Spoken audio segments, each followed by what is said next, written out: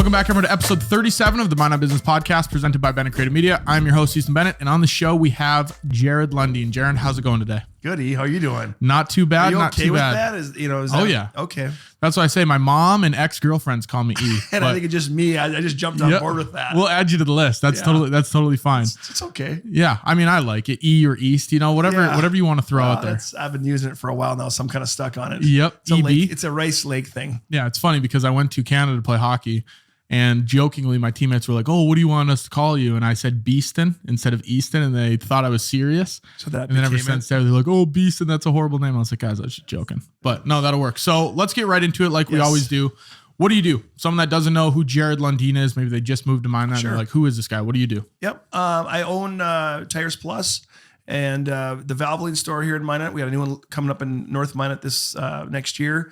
And just recently bought Bones BBQ and involved in a lot of community things and yeah. So serial entrepreneur, would you call yourself? I mean, that's a term, right? Is that what it is? That's what they say, but I mean, yeah, sure. We can say that for sure. So what does your origin story look like then? Did you always know you're business minded? Did you go to school for business?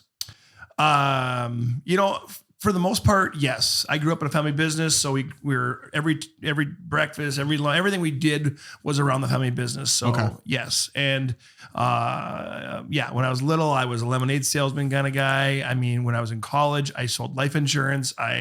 I peddled ozone machines in college to all the bars. I mean, so like my brother Jay and I would go out, we'd sell a piece of equipment. It was supposed to clean up the smoke smell when you smell smoke in a bar. And then part of our agreement is if you bought it from us for a year, we'd come out to your bar, the Landing before Chuck owned it, the Lamplighter, all these little places we'd stop and we'd take our cleaner out and we'd scrub these little plates and we'd put them back in as part of our service. If you bought one. We bought an initial pack of them. And after you bought the initial pack, you're supposed to make like $2,000 and we made price concessions. But at the end of it, I think what we actually made was Jay got a free one. You know? Really? Yeah. We like bartered something in between, but Jay got a free one. Okay.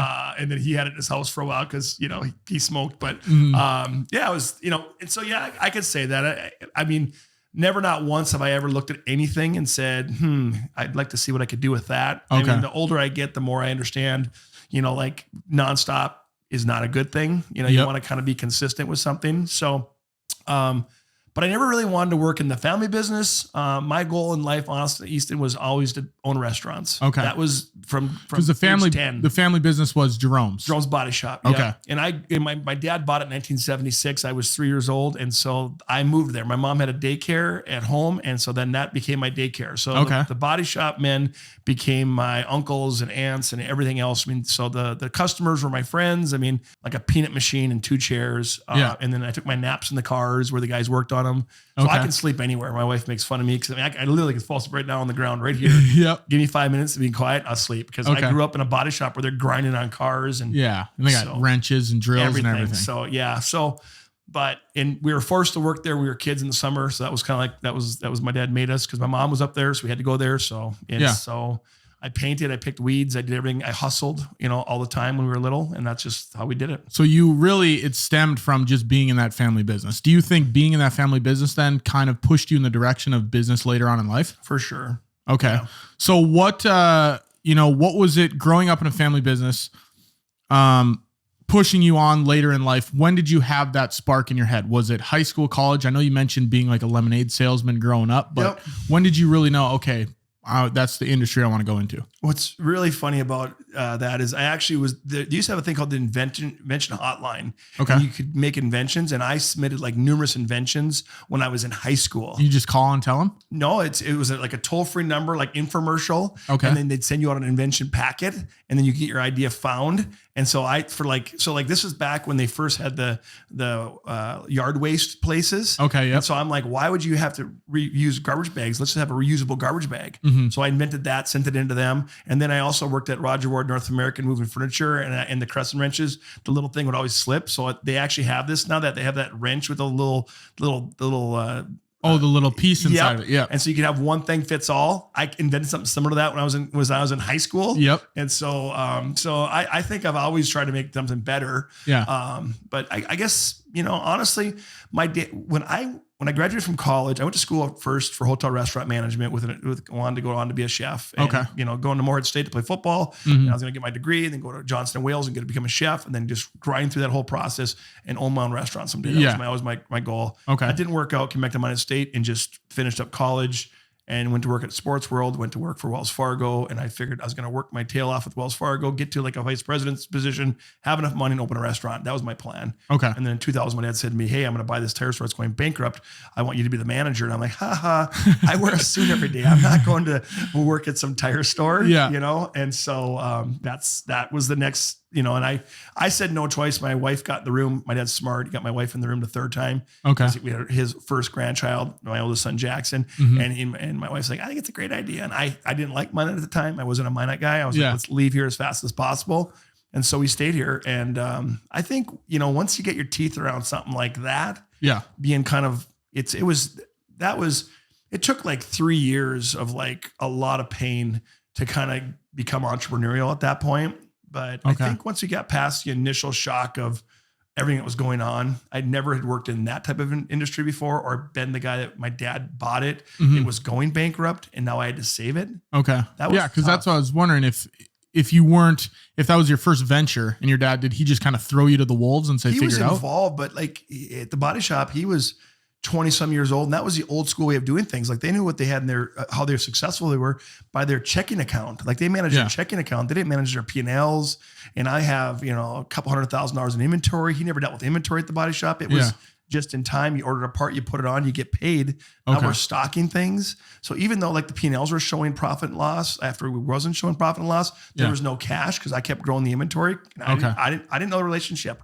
Sorry to say, Minot State, you didn't teach me that. And so I had to learn that the old fashioned way by asking a lot of questions. Do you think that, you go to school for business and you learn all these things. Do you think a lot of learning about business things, like you said about that, is just getting your hands dirty and having experience? Well, I hate to say this, but if you go to a larger university that has a really clean track as far as like a lot of work experience, then maybe that you can get that somewhere else. Maybe it's Ohio State or whatever that might be. But if you go to a college like Minot State, you're going to get the framework, but you have to do it by yourself. If you're going to go to college for business and just hang out during your 4 years, that's going to be kind of tough.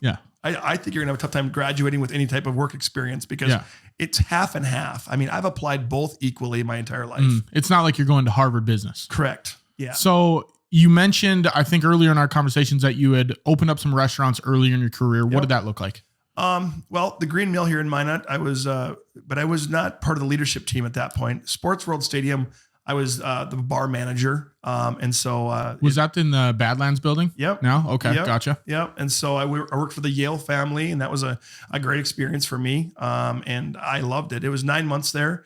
I graduated from college and got married and came back from my honeymoon and started working at Sports World. Okay.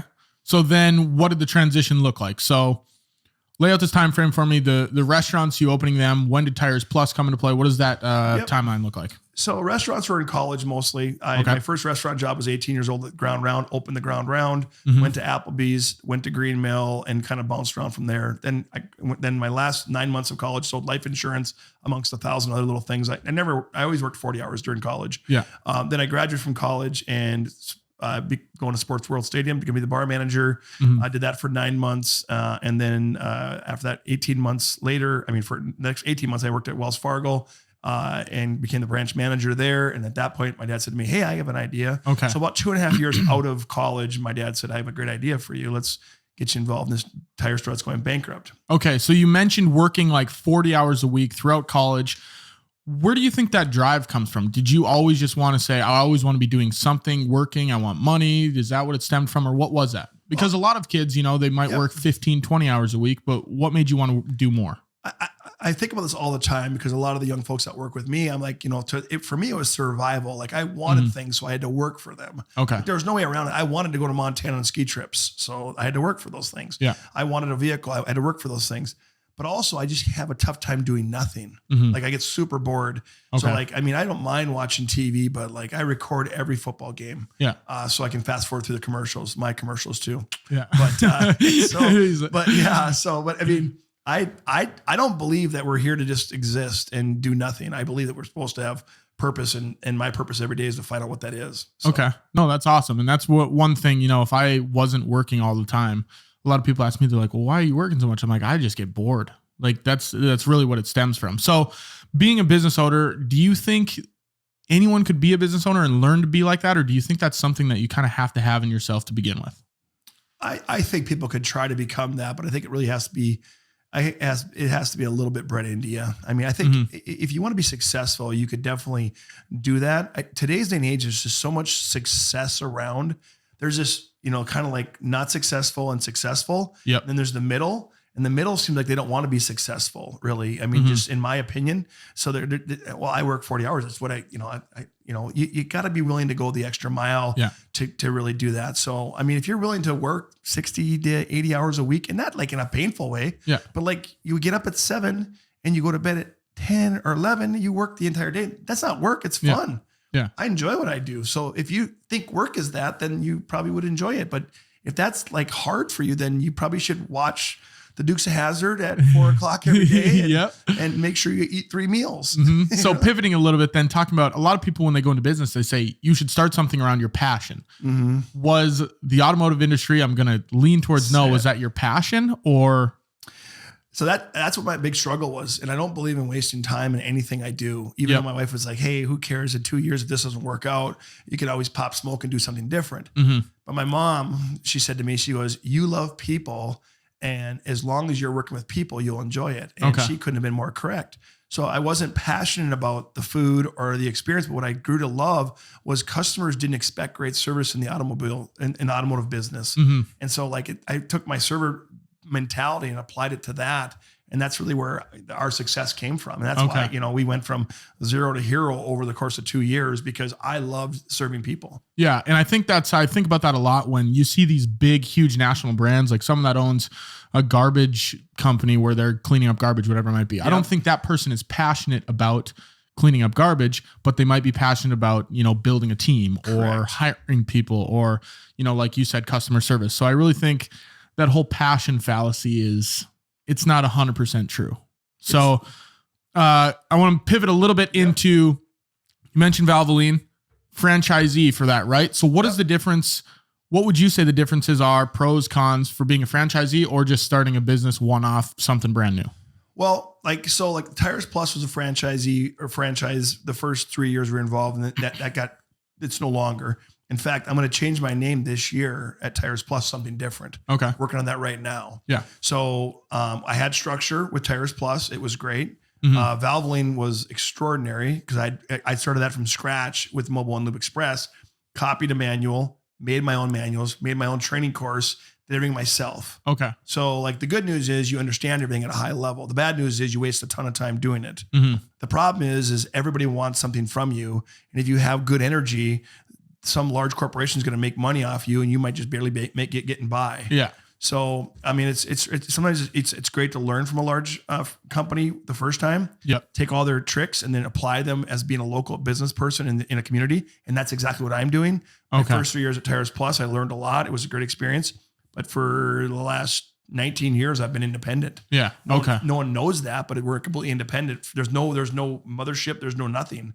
There are Tires Pluses out there, but they don't talk to me. Yeah. So that was my question then. So if you had to give advice to someone, maybe they're deciding, do I start a franchise? Do I start my own thing? So you'd say a franchise isn't necessarily horrible if you learn from it, but then eventually. If you can, but most of these smart franchises, they lock you in. But I mean, from a purely profitability and job enjoyment, I love working in my Valvoline system because a lot of the dirty work has been done for me. So I get to focus on what I love, and that's my team and the customer experience. And they have strategies for those. And I think if you've been to my Valvoline, you probably say, wow, it's a pretty great experience. And so, and because I focus on the team and making sure that we execute, but that's not always the case if you're an entrepreneur. And I think there's so much opportunity in today's day and age for creation of things that fit a niche. Yeah. So, but it just depends what your expectations are. If you want to make $1 million, that might be not the case. But if you want to make a good living and provide a service, there's lots of opportunity to make $50,000 to $100,000 in this marketplace. And I think that is a big misconception is that everyone thinks every business needs to get to $1 million+ where even if you're doing, $150,000 revenue, 200,000, even 100,000, 50, it's like, if you can work for yourself, it opens up so many opportunities. And even 100%. if you have them as a side gig. I want to pivot a little bit into mentors now. So I assume your dad might've been a mentor. Did you have any other mentors that kind of helped you through the business process? Oh, for sure. I mean, Lowell Latimer at Minot State was a good friend of mine. After college, I'd call him up for ideas. My dad, my mom, they both were great for that 10 years. Cause my deal with my parents was that in 10 years I could buy them out. Okay. And Jay got the same deal. So in 2000, I got involved. In 2010, I bought them out. Okay. And that was their agreement. So yeah, for the 10 years, it was great training wheels, somebody else's cash. That was a really good situation. It was win-win because they got a good payday out of the deal. They got a business that was going bankrupt. They bought for next to nothing. Yep. And then I bought it for full value 10 years later. Yeah. So everybody wins, which is fun. Those are good situations. In the business world, there's been a lot of them, a lot of people that are, I'm in 20 groups. Mm-hmm. So there's people in that I've worked with that I've just found to be fascinating. And there's been honestly a ton of them. So what would you say to someone that's maybe just graduating college or just getting into the business world? How can people start to find these influential people to be around? What I find is, and there's a lot of folks at Minot State that I work with, I'm around, you got to be present and you got to be active. And that's a problem that I see is these people, it's not they owe you anything. You have to kind of be present. Yeah. So you got to say yes to opportunities. And what I mean by that is yes to committees and yes to networking and yes to outreach, because that's where you're going to have a moment where you're going to find somebody that's going to talk to you about something that's going to spark that in you. Okay. So it's never, there's no magic formula for that human intuition or brain, but you really got to put yourself out there. You got to be present. Be a yes man. You got to be present. And it might be like, oh my gosh, it's such a, ridiculous situation to go to this event or to do this. Well, what's your option? Yeah. To stay home and do nothing, or to go out there and see what happens? Sit at your desk and meet nobody? Correct. Or stay home and play Xbox and meet nobody. I mean, that's reality. That's something that in now 2023, a lot of people are thinking that because, I can DM someone on Instagram or whatever it might be. Whereas the old school, you had to go out and talk to people and meet people. And people are pretty good about it. I know I am, and I get a fair amount of people like, hey, how'd this happen or whatever? Can you help me? Yeah. And I don't have a problem, but sometimes it gets, sometimes it's, you get lucky and you got to keep lots of fishing rods in the water in business. And so if you're new and trying to get into something, I would throw as many rods in the water as possible. That is a fantastic piece of advice. One of my favorite things is using idioms like that to explain things. So let's talk about growth a little bit. Tires Plus, was there anything you did to make it grow? So it obviously went from almost being bankrupt to a successful company. What did that look like? Was there any main principles you tried to implement? My brother Jay was good initially. He was a marketing lover, and my dad had went through a marketing program at the Body Shop. Okay. And what I found was it felt like, and I think large corporations do this very well, is they advertise a bunch. And what I found is that most businesses don't understand advertising, but what they don't really understand is the promise that they're advertising. Okay. So I always said early on is we're going to advertise, but we're going to keep the promise. And so we did that. So we not only did we advertise, but we kept that promise. So that way it was a full circle. And it actually, there was years where we were, a somewhat mature business was growing 25 to 30% a year initially. And so that was really kind of fun to be part of that. It was, no one was really advertising in this market, like that type of stuff. All right, we're going to take a quick second to hear from this week's sponsor, Midco. There's no time for downtime in our fast-paced business world, so why settle for anything less than ultra-smooth, ultra-reliable business technology backed by a team of dedicated industry professionals? Midco Business Services are here to work around the clock with built-in redundancy to provide the ultimate peace of mind while you run your business. Start with a free consultation to explore our adjustable service plans at midco.com/business today.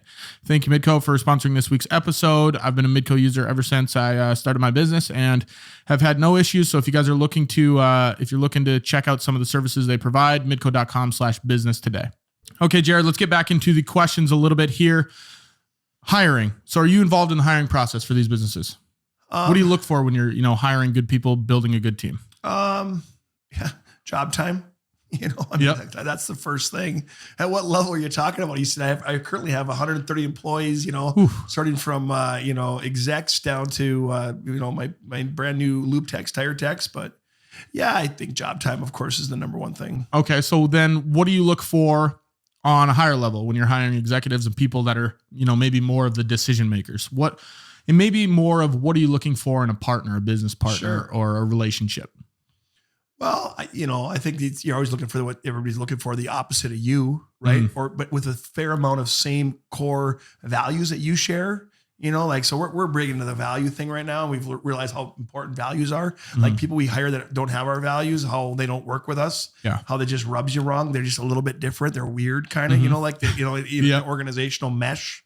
And so I think having similar values is important. But just, for me, it's just people that have a high desire to speak everyday matter. Okay. If you don't have, if you're going to be part of my leadership team, does every day matter to you? Because every day matters to me, and let's not waste one day on just being lazy or indecision. Yeah. And that's a big thing is some people might be like, oh, I'll just take an easy day today. Correct. But then I almost feel guilty doing that because I could have done so much. You get to the end of the day and you're like, I could have done so much. Yeah. So obviously we talked about business kind of running in the family. I want to dive into that a little bit more. Do you see the people in your family that are also running businesses and involved in the business industry as a resource if you need to ask them questions about something? What are the pros and cons of having other members of your family involved in the business community? Jay was always great. My dad and mom both were fantastic. Jay and I don't talk as much as we used to, but for the 10 years I worked in the family business when we were both just managers for my dad. Yeah. I mean, we complain about him all the time and then we share best practices. And then we both got on our own. We were kind of like, oh, that's super exciting. We'd share ideas and benchmarks. And Jay still sends me super long text messages asking me one simple question. Yep. So yeah, it's a really fun environment for us in our family meetings everything we do is really kind of geared around like, just the question, we call it the great experiment of business. Okay. And so we are always the great experiment. Everything we do is an experiment. It's not really a proven until you get it figured out. So a lot of people say, don't go into business with family. What would be your thoughts on that? Depends on who you are and what's going on. I mean, Okay. I don't encourage my kids to go to, my son's Jackson's in Florida selling solar Jaggers at, biology. He doesn't know what he wants to do. And my daughter Berkeley's been pretty self-proclaimed that she's going to work for me and I might be okay with that. But, I mean, I know many, many families that it's ruined them. Yeah. I think you have to walk into the right attitude. And the attitude is basically this is a corporation and there's a hierarchy.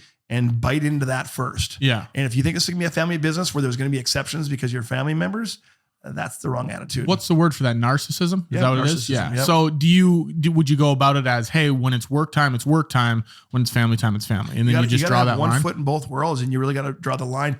Your emotional intelligence has to be at a higher level. I really truly think that. And that's just really where it's at. You have to realize that the space you're in is not personal.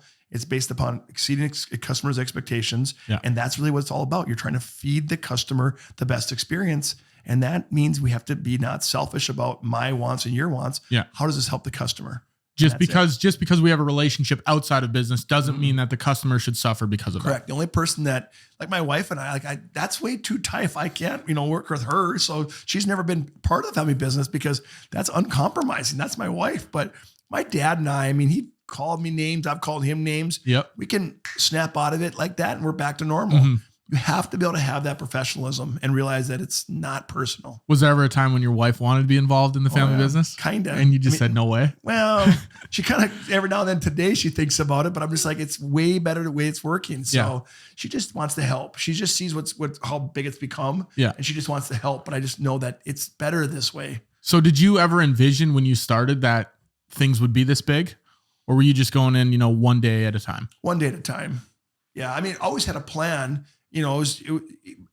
Yes. Initially, it was just trying to get through that moment. Okay. But as soon as we got one done, we bought Bismarck 2 years later. The Valvoline grew in 2 years after that. And then 7 years later, I bought property in North Bismarck. I mean, so once I got moving, I realized that scale was really important in my business, that I would really be one and done with one store. And okay. People think that I'm selfish but really it's about being independent in today's day and age.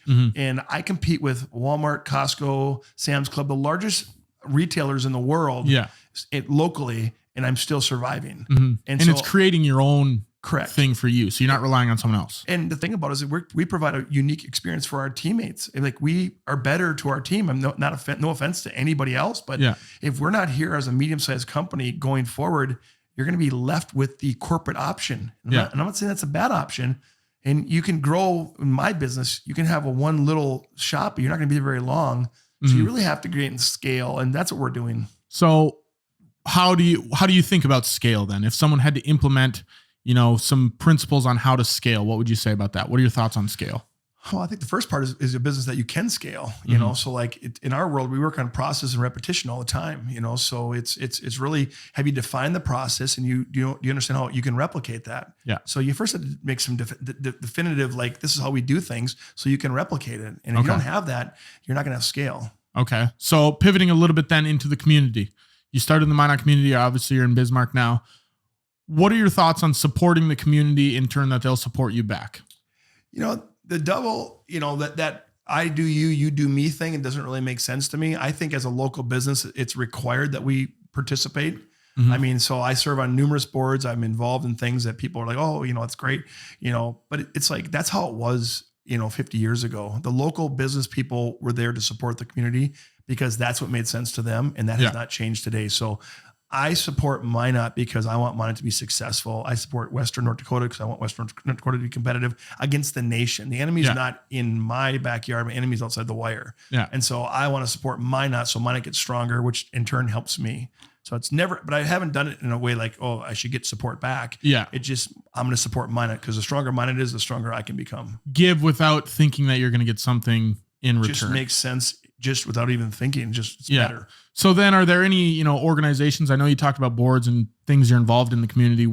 What are those partnerships that you've been involved in that have helped you excel in your business career? Early on, besides the Rice Lake board, that was a fun one. Yeah. And I learned so much, every experience. That's what saying yes means, but one of my first, probably best examples of that was YP here in Minot.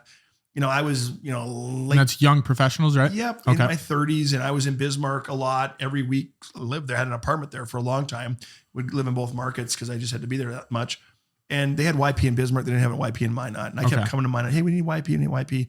Finally, John McMartin said, hey, you want to start a YP organization here? So I created a board and created YP from scratch here in Minot. Now, the things I learned in my 30s, I still transfer over to my late 40s today of how to get things done. I was surprised that when I got people in the same room, how we could move the needle. And YP is still functioning here in Minot. We did some crazy things when we were YP. I was just in a business that had this YP Minot State thing. And it was just, I just left the business and I was like, that's the thing we made it way back in the day to support Minot State as young professionals. Yeah. But I mean, I just learned you could get things done by getting a group together that had a similar motive. And so that was my first example of many. United Way, Bishop Bryan Catholic Schools. I mean, and it's been so much fun. And the Rice Lake adventure, I mean, a board that resigns and I'm the last member. And we took that thing and I mean, we got $2 million from the state. We kind of revamped that entire lake. That lake was kind of in a bad spot, but got great people in the same room. And it was fun. So for people that maybe have thought about joining a board or maybe they just joined their first board, what would be your advice to them? How do you be a good board member? You got to listen first for a long time. I was fortunate enough to why people were all equals, but I was part of GEM before that, which is Greater Expectations for Minot. Okay. There's a lot of great people that are today out getting a lot done in the city of Minot that were part of GEM. And that was all about the 1 cent city sales tax. I mean, that was basically trying to get it passed with young people. Yeah. So it was just a marketing trick, but it worked. And, but I've learned, at first, I actually have to hold my tongue because I just always want to talk and I have to walk into things and just listen for as much as I possibly can. And then try to participate with what I know versus trying to speak from what I think I know. So what do you think that listening is important then? I know what the answer in my head is, but I want to hear you say it. Why do you think listening is important? What does that open up? If you go into a meeting and you just let the other people talk? There's those that just talk and they lose credibility in the group, you know? And so for me, I think the problem is it's your ego that always sells you out. Right. Yeah. And so when I shut my mouth and listen, I shut my ego down. Yeah. And that's what I'm trying to do for me personally. So listening for me is a tactic from trying to shut my ego down because it has a lot to say, and not in a bad way, just in a super expressive and excited about my life way.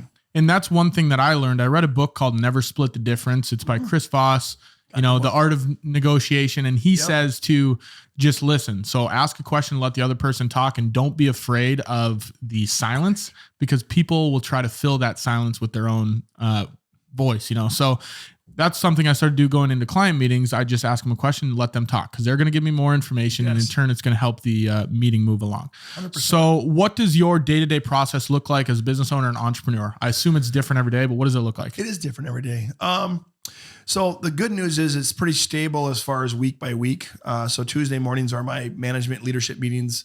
Mondays I leave open. Wednesdays I'm in Bismarck. Thursdays I've got some boards, but mostly open, and Fridays are open. So it just depends on what I'm working on. Yeah. Like I just got done working on yearly evals for my leadership team, game plans for the entire year. I'm working on strategy for 2023 marketing right now. This morning I worked on just scoping out what's dedicated for advertising, what's left over for advertising. I'll get down to that. We'll get strategy in place. We'll move, just keeps moving and moving and moving. And so there's every quarter there's a goal we have. Yeah. So expanding, business growth, you talked about this. I sent you a text on things we should talk about, and you've got some big things coming up here in the next 1, 2, 3, 4, 5 years. Talk to me about that a little bit, the day-to-day growth. Yeah. So when you say yes to opportunities, the opportunities knock back. And so I wanted the Fargo market really bad. Valvoline was open. It just became open. And so I was trying to get that kind of secured, because Fargo, if you haven't heard, is a pretty big market it's one of the biggest markets in the United States, just, Oh, really? Oh, it's a really neat market. It's untapped. Okay. So Valvoline said yes to me. And when they said yes to me, they said, oh yeah, we'll give you Fargo, but you have to sign up for 10 stores in 5 years. So I got to build or buy and change the name of 10 Valvolines in the next 5 years. So I'm busy. So we got North Minot. That's got to be exciting though, right? Yeah, it is. Yeah. So at our Christmas party, we talked about the fact that right now at 130 employees, if we get these 10 stores built, we'll be 130 employees plus. So we'll be 260 employees in 5 years. Good Lord. Yeah. So I would help you if I knew anything about the automotive industry, but I know nothing. Yeah. Okay. So before we get into the restaurant side a little bit, I want to talk about Bones, but do you have any like nightmare business stories or any funny stories or fun stories you can share about Tires Plus over the last, 21 years? Yeah. 20 years, 23 years. Yeah. I've got a bunch of them, that honestly just kind of dropped on the spot, but nothing I can share. I mean, from buying it from my dad, which was kind of a challenge, to opening on day one, I'll tell you this much. Ego is a big problem, right? Mm-hmm. Ego is a big issue. And when we bought Bismarck Tires Plus from corporate Bridgestone Firestone, because the franchise had dissolved and they were going to close this one in Bismarck, my dad, my brother, and I walked in, and they said, "You want to buy this location?" Sure, no problem. And we walked in and we're like, "Let's buy it." And they gave us, the number wasn't a big number, but we did no market research, looked at no numbers, looked at total sales dollars, and said we can make this thing work. Okay. We walked in on day one, told the employees, "Here's what we're going to do, blah, blah, blah." We went out for dinner that night, and we're all wearing Tires Plus stuff. And the waitress goes to us, she goes, "You guys work at that place?" And we're like, "Yeah." She's they are the worst place in town. They're horrible. Really? We're all like, "Wow, tell us more about your story," and writing notes down and things like that. You got another napkin? Yeah. We go for breakfast the next morning. Same story. Waitress is like, "Do you guys work there? That is the worst." And so we didn't do any research. And it turns out like they had 9 managers in like 13 months. And there was drugs being sold out of the back door. It was bad. It was a shit show. It was a great word. Did you have to it was bad. Like just pretty much like change? How did you change the mindset of the community? We had to fire everybody. Was kind of what happened first. I mean, over the court, you figure you walk in the door and from face value, everybody looks fine. These are tire techs, these are mechanics, but you soon find out that they are all culturally wrong for your organization. Not great people. Yeah, not great people. And so we start from scratch, and we had to build that thing from dust. It's good that you're not just like, "Oh, we just kept it going. We're still selling drugs out of the back." But help subsidize the massive amount of losses we took for the first 2 years. We got beat pretty bad, but it was a good learning experience. But then it turned around. Yeah, it took a long time. It took like 7 years. Yeah. In fact, I built North Bismarck, and I never made $1 in South Bismarck. Okay. Yeah. Okay. I pushed all my chips in again. Yeah. But sometimes, you got to go all in with the worst hand, right? That's right. So let's pivot a little bit to Bones now. That's a different industry. It's a restaurant compared to automotive. Correct. What is it like working in two different industries? Are the principles the same of running the business? What is that like? The principles are the same, of course. It's always customer, it's experience. It's the good news about the restaurant is it gets to be creative. Yeah. Like it's an experience that's different than your car's fixed, have a great day. I mean, we're looking at atmosphere. We're looking at culture a little bit differently. It's hard to pivot from the mental standpoint because, now I used to be open till 8:00 at night at Tires Plus. Now we close at 6. Yeah. We weren't open. We closed on Sundays now. All these things have changed and now I'm kind of open again. And so it occupies my brain now at night, which isn't really necessarily healthy. That's how it is as a business owner, I think, though. Your brain's always going, whether it's the middle of the night, whether it's in the morning, the middle of the day. The difference is if your business is actually open and you're really thinking about it. I wake up at 2 a.m. sometimes just thinking about things that happened the last day and it's just funny how it just pops in your head. But to be open more hours is cumbersome to say the least. But principles are same. It's always a team. It's always the people. It's difficult. Restaurants today, I mean, they're closing like crazy. Yeah. And it's a hard business. I call it my nonprofit. I mean, I should funnel money to my nonprofit. Right.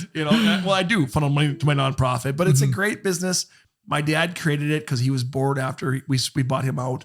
Okay. I negotiated a 10-year buyout with him. I wouldn't come on board unless I had a buyout. So he was 62 years old. You'd think at 62 years old, you'd want to sell out.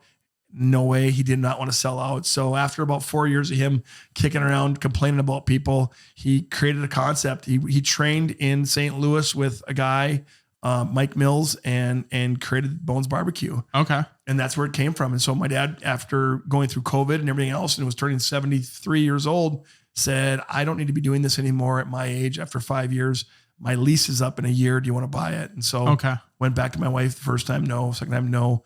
Third time I said, hey, we could diversify like a foundation and have automobiles and food. And this is a good idea from a family structure. And she, of course, the family part kicks in. So she says, okay, whatever. So it was never your dad would start something like, give me that. And then he'd start something like, okay, give me that too. Yeah, no, it's more of an honoring of him because he put so much time and energy into it and financial risk and everything that we love about your podcast.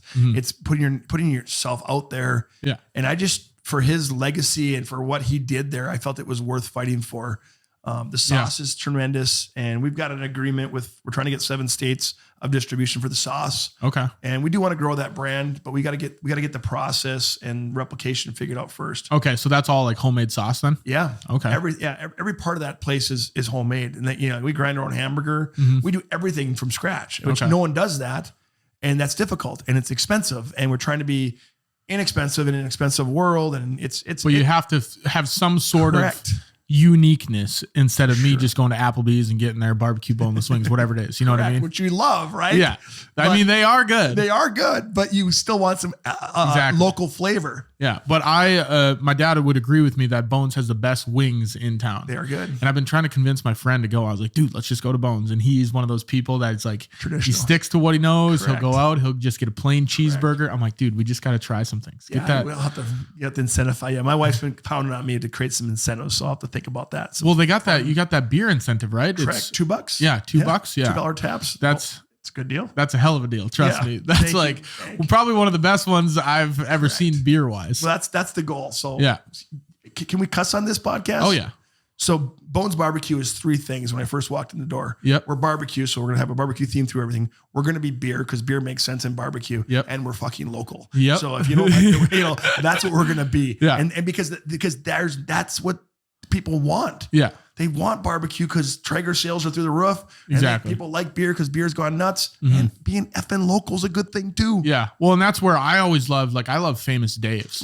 And I don't know if there's many barbecue places around. And that's why I was like, God, we need a barbecue place. And then that place opened. And especially it's right down the street. Easy peasy. I'm like, this is amazing. Correct. So then what would you say, when do you know that you're ready to go into a different venture? You got this, and it's like, okay, now let's take on this restaurant. Do you think there's ever a point where you're ready to do it, or is it just kind of jump off a cliff, build the plane on the way down. Yeah, there's two. That's good, Easton. Yeah, there's two ways of looking at it. There's the build the plane on the way down, but I'm way past that in my life. So it's got to be metrics based.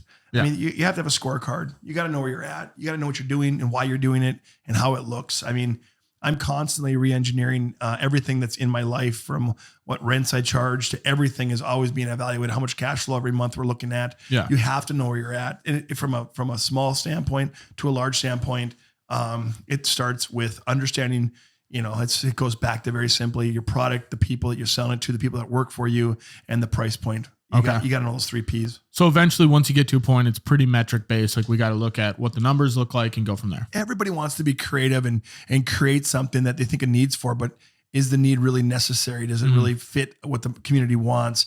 And is it going to work? Exactly. You can imagine what you were going to imagine, but who are you going to serve it to? Who's going to serve it? And what's that product look like, and what's the price point, and what can we make money on it? Yeah. Because at the end of the day, every business has to make money to be successful, to keep going. Yeah. If I want to start a unicorn ice cream shop and no one gives a shit about unicorns, it's probably not going to be very and you could successful. sell it to everybody and they're like, that's a great idea, and everyone will pat your back saying, oh, it's fantastic. Yeah, until you're going bankrupt and you got 20 grand into the deal. Yeah. It's like, okay, well, why haven't you came to my unicorn ice cream shop? I like unicorns. Yeah, exactly. So talking a little bit about nonprofits, how do you deal with working with nonprofits? I assume it's a little bit different than just working on a normal business? Oh, like on a board? Yeah. Okay. When they come ask for money from me, I'm like, I don't know. What do you mean? I try to give them what I can. Like, fine, here you go. Yeah, just go away, please. Twist my arm. Yeah. Serving on a board is fun because it's just, you're walking in and everybody here is serving at the same capacity. Like, we're all volunteers. Yeah. And so again, you have to temper that excitement that you have in your own passion, your business that you're in. But I love it because you learn a lot. If you're really there listening, you're going to pick up things. I serve a lot of times on boards selfishly. Like, like a friend of mine said, why do you serve on so many boards? Why do you always get involved in so many boards? They're like, like, you're giving up your time. What's your time worth? Does it make any sense? Well, I'm like, well, first of all, serving, there's a certain joy in that for me. I'm lucky I get the ability to serve, that I have the flexibility in my schedule, that I'm not actually at the counter every day, working my business, so I can serve.